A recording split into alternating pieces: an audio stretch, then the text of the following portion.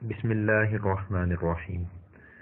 بر صغیر پاک و ہند میں انگریز نے اپنے ظالمانہ دور تسلط کو طول دینے کی غرض سے بہت سے فتنوں کو پیدا کیا۔ ان تمام فتنوں کا مقصد مشترک تھا، اور وہ یہ کہ مسلمانوں کا تعلق رسول پاک صلی اللہ علیہ وسلم کی ذات سے ختم ہو جائے یا پھر نہایت کمزور ہو جائے۔ ان میں سے بعض فتنوں نے تو رسول پاک صلی اللہ علیہ وسلم کی حدیث کو، آپ کی بات کو حجت اور دلیل ماننے سے انکار کیا، اور بعض فتنوں نے رسول پاک صلی اللہ علیہ وسلم اور امت کے درمیان واسطوں کو مشکوک بنانے کی کوشش کی ہے۔ اسی طرح گستاخان رسول کے فتنے کے ذریعے سے مسلمانوں کی غیرت کا جنازہ نکال کر انہیں بے حسی اور بغیرتی کا مجسمہ بنانے کی کوشش کی گئی، اور انکار ختم نبوت، دوسرے لفظوں میں جھوٹے مدعی نبوت کے فتنے کے ذریعے سے مسلمانوں کے ایمان پر حملہ کیا گیا ہے۔ ان تمام فتنوں میں سب سے بڑا اور خطرناک فتنہ وہ فتنہ قادیانیت ہے۔ فتنہ قادیانیت کے بانی کا نام مرزا غلام احمد قادیانی تھا۔ یہ شخص 1839 میں قادیان میں پیدا ہوا۔ اس کا بچپن عام آوارہ بچوں کی طرح گزرا۔ جوانی میں بھی انتہائی غیر اخلاقی سرگرمیوں میں، غیر اخلاقی کاموں میں مبتلا رہا۔ جوانی ہی میں جب اس کی عمر 24 سال تھی تو اس کی ماں نے اسے سیالکوٹ بھیجا، اور سیالکوٹ بھیجنے کا مقصد اپنے باپ کی پنشن لانا تھا۔ چنانچہ یہ شخص مرزا غلام احمد قادیانی سیالکوٹ گیا۔ باپ کی پنشن جو کہ 750 روپے تھی وہ لی، اور اسے بھی غیر اخلاقی کاموں میں، بے حیائی کے کاموں میں، آوارگی کے کاموں میں خرچ کر دیا۔ پھر احساس ہوا، شرمندگی کی وجہ سے قادیان واپس نہیں آیا، اور وہیں سیالکوٹ کچہری میں منشی کی ملازمت پر لگ گیا۔ یہ شخص انتہائی عیار، مکار، دغا باز، تعویل کاری کے فن کو جاننے والا، بات گھمانے کے فن کو جاننے والا تھا، اور انتہائی حریص اور لالچی بھی تھا۔ سیالکوٹ کچہری میں ملازمت کے دوران انگریز کی نظر اس پر پڑی۔ انگریز نے اس کا انتخاب کیا، اور اس سے اپنے مخصوص مقاصد کو حاصل کرنے کے لیے اس کو سیالکوٹ سے واپس قادیان بھیج دیا۔ یہ قادیان پہنچا، اس نے مذہبی کتابوں کا مطالعہ شروع کیا، اور پھر علماء سے رابطے قائم کیے، اور ان کے سامنے اپنے اسلام کا جذبہ رکھا اور کہا کہ میں اسلام کی خدمت کرنا چاہتا ہوں۔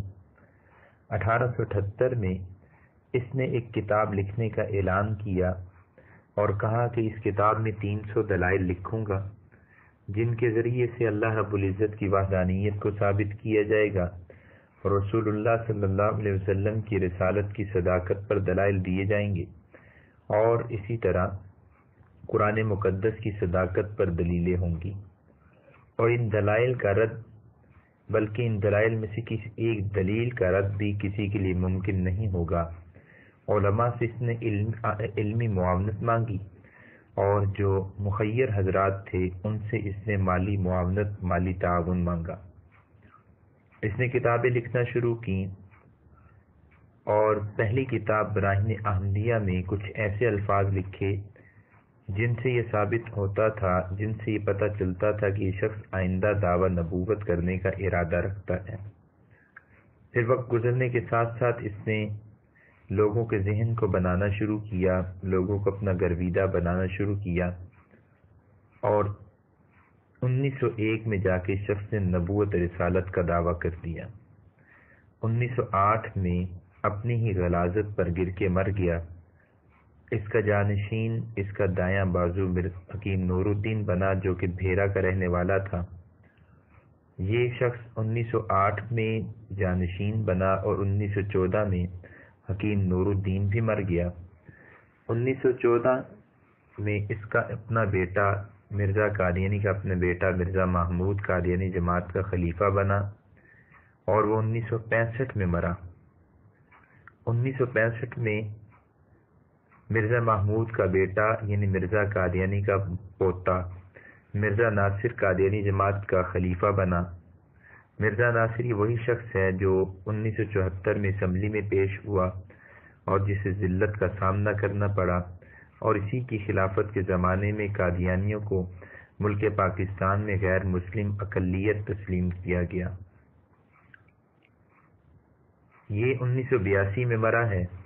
1982 میں اس کا بھائی یعنی مرزا ناصر کا بھائی مرزا طاہر خلیفہ بنا، اور مرزا طاہر پھر 2003 میں مرا۔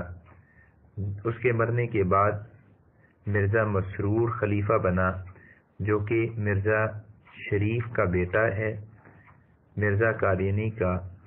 یہ مرزا مسرور مرزا قادیانی کا پڑپوتا مرزا شریف کا پوتا ہے۔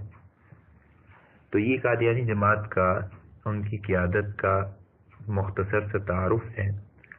جب سے فتنہ مرزائیت پیدا ہوا اس وقت سے آج تک علماء اسلام عرب کے ہوں، عجم کے ہوں، مشرق کے ہوں، مغرب کے ہوں، شمال کے ہوں، جنوب کے ہوں، انہوں نے بالاتفاق مرزا قادیانی کو اور اس کے ماننے والوں کو غیر مسلم کافر قرار دیا ہے۔ لیکن قادیانی تسلسل کے ساتھ اپنے دعوی اسلام کو ثابت کرنے کی کوشش کر رہے ہیں۔ اس سلسلے میں وہ مسلمانوں کے سامنے مختلف سوالات رکھتے ہیں اور یہ ثابت کرنے کی کوشش کرتے کہ ہم بھی مسلمان ہیں۔ قادیانی ہرگز مسلمان نہیں ہیں۔ ان کے کفر پر دلائل کیا ہیں؟ اسلام کسے کہتے ہیں؟ کفر کسے کہتے ہیں؟ ان تمام پر انشاءاللہ آئندہ کے آڈیوز میں گفتگو کی جائے گی۔ السلام علیکم۔